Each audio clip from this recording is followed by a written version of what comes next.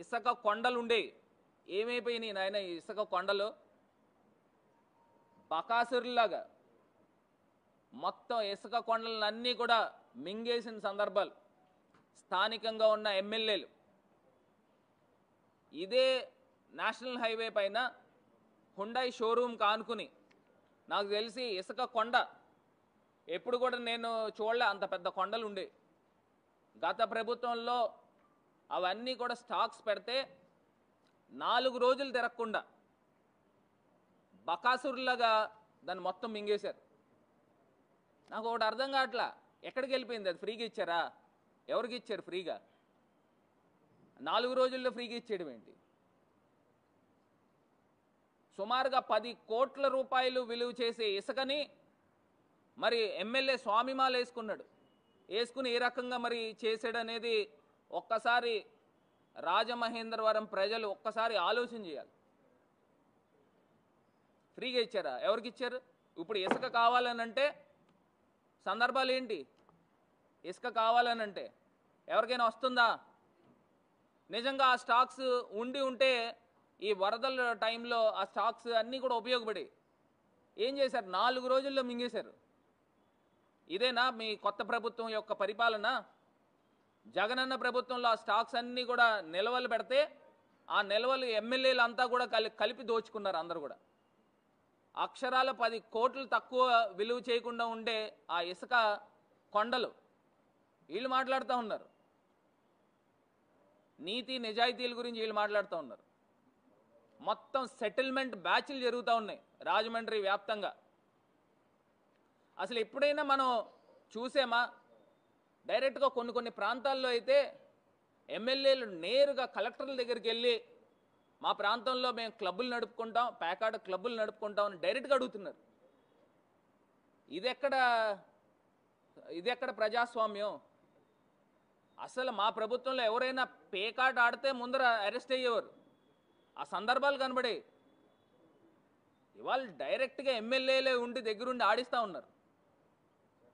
అసలు క్వారీ ప్రాంతంలో, ఆనంద్ నగర్ ప్రాంతంలో రాత్రి తెల్లవార్లు పేకాట క్లబ్బులు జరుగుతూనే ఉన్నాయి. ఇక్కడ రైల్వే స్టేషన్ దగ్గర ప్రాంతంలో ఈ మధ్య ఏదో పైనుంచి ఏదో కొంత మొట్టికేలు పడితే అక్కడ ఆపినట్టున్నారు. కానీ క్వారీ ప్రాంతంలో మటుకి యథేచ్ఛగా జరుగుతూ ఉన్నాయి.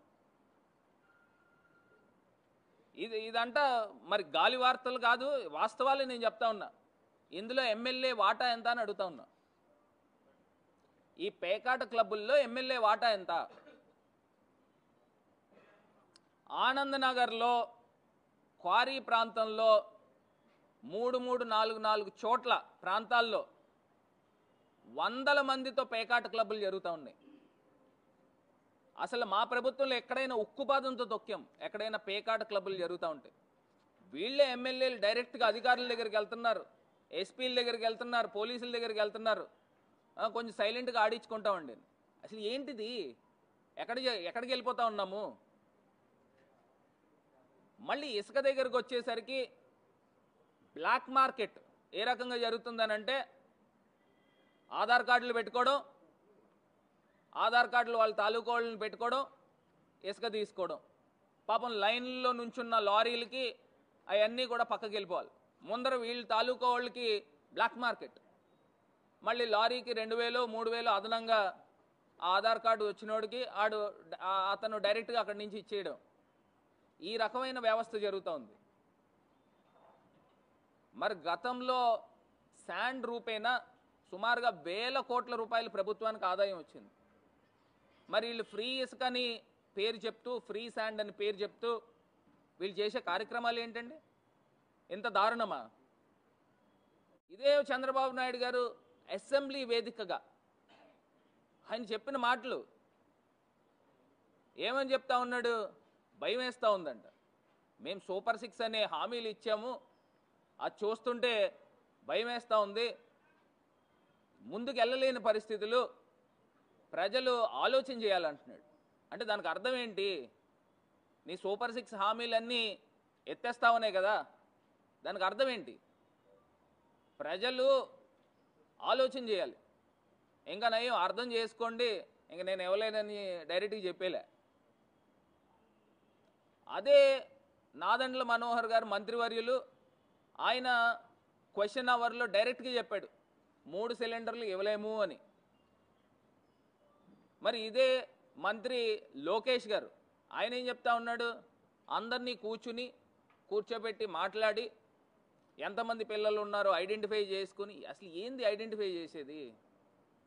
కలెక్టర్లకి సచివాలయాల వారీగా ఏ సచివాలయంలో ఎంతెంతమంది తల్లులు ఉన్నారు, ఎంతెంతమంది పిల్లలు స్కూల్స్కి వెళ్తున్నారు అనేది ఎంతసేపు ఆ డేటా తీసుకోవడము? మరి దానికి కూడా మంగళం చెప్పిన పరిస్థితులు. మరి ఇదే ఎలక్షన్ క్యాంపెయినింగ్లో మరి ఏ రకంగా మాటలు చెప్పారు? 15,000 15,000 15,000 18,000 18,000 18,000 అని ఈ రకమైన మాటలు మాట్లాడి, ఇంకొక ఎవరో పాపం చిన్న పాప ఎవరో వస్తే మంచి హుషారుగా ఉంది, ఈ అమ్మాయికి కూడా 15,000. అసలు ఏం జరుగుతుంది? అసలు మీకన్నా అసలు డ్రామాలు ఆడేవాళ్ళు నయం. అంత గొప్పగా ప్రజల్ని వంచి డ్రామాలాడారు. మేము అప్పటికి బేసిక్గా చెప్తానే ఉన్నాం, మరి ప్రజలు ఏ రకంగా ఆలోచన చేసి చంద్రబాబు నాయుడు గారు మాయలో పడ్డారో అర్థం కావటంలే. మరి రైతు భరోసాకి మంగళం పలికారా? అమ్మఒడి మొత్తం అందరి పిల్లలకి ఇచ్చేస్తూ ఉన్నారు, మరి దానికి స్వస్తి చెప్పారు. మరి అదే రకంగా 1,500 రూపాయలు 18 సంవత్సరాలు దాటిన ప్రతి మహిళకి డబ్బులు ఇస్తూ ఉన్నారు, నెల 1,500. ఎక్కడికి వెళ్ళిపోయినాయి ఆ డబ్బు? ఎప్పుడు ఇస్తారు? దానికంటే ఒక నిర్దిష్టంగా చెప్పాలి కదా. మాకు ఇప్పుడు మేము సంపదలు సృష్టించిన తర్వాత 5 సంవత్సరాలు పోయేకి ఇస్తామని చెప్పాలా? లేకపోతే ఏదో ఒకటి చెప్పాలి కదా. ఎప్పుడు చెప్తారు? ఎప్పుడు ఇస్తారు? మరి రాష్ట్ర వ్యాప్తంగా ఉన్న మహిళలందరూ కూడా ఎదురు చూస్తూ ఉన్నారు. గతంలో వాలంటీర్ సిస్టమ్ ఉండేది. మరి ఆ వాలంటీర్ సిస్టమ్ ఉన్నప్పుడు చక్క చురుగ్గా పిల్లలు పనిచేసేవారు. మరి ఇలాంటి మరి ఘటనలు జరిగినప్పుడు ఇమ్మీడియట్గా రెస్పాండ్ అయ్యేవారు. రెస్పాండ్ అయ్యి ఎక్కడికక్కడ మొత్తము వాళ్ళకి అందరికీ కూడా, బాధితులకి అందరికీ కూడా వీళ్ళే వాలంటీర్ సిస్టమ్ అంతా గొప్పగా పనిచేసిన సందర్భం. మరి ఈ చంద్రబాబు నాయుడు గారు వచ్చిన తర్వాత వాలంటీర్లకి 10,000 రూపాయలు మరి వాళ్ళకి స్టైఫండ్ కానీ లేకపోతే ఇస్తానని చెప్పి మరి వాళ్ళని ఏ రకంగా తీసేసిన సందర్భాలు, వాలంటీర్ సిస్టమ్నే మొత్తం నిర్మూలన చేసిన సందర్భం. రాష్ట్ర వ్యాప్తంగా 4 లక్షల మంది పిల్లలు వాలంటీర్ పిల్లల్ని తీసేసిన సందర్భం. మరి ఇది ఎక్కడికి వెళ్ళిపోతా ఉన్నాము? మరి ఇదే చంద్రబాబు నాయుడు గారు నిరుద్యోగ భృతి 3,000 ఇస్తా అన్నాడు. మరి వాలంటీర్స్ కూడా పాపం చాలామందికి ఉద్యోగ ఉపాధి లేకపోవడం వలన కదా మరి వాలంటీర్స్ కింద వస్తూ ఉన్నారు. మరి నిజంగా ఆ రకంగా ఆలోచన చేసిన ఈ వాలంటీర్ సిస్టమ్ని కంటిన్యూ చేయాలి కదా. మరి ఈయనే మాటలు ఇచ్చాడు, ఇదే చంద్రబాబు నాయుడు గారు మరి మాటలు ఇచ్చి వాగ్దానాలు చేసి మరి ఏ రకంగా వాలంటీర్ సిస్టమ్ని పూర్తిగా నిర్వీర్యం చేసిన సందర్భం.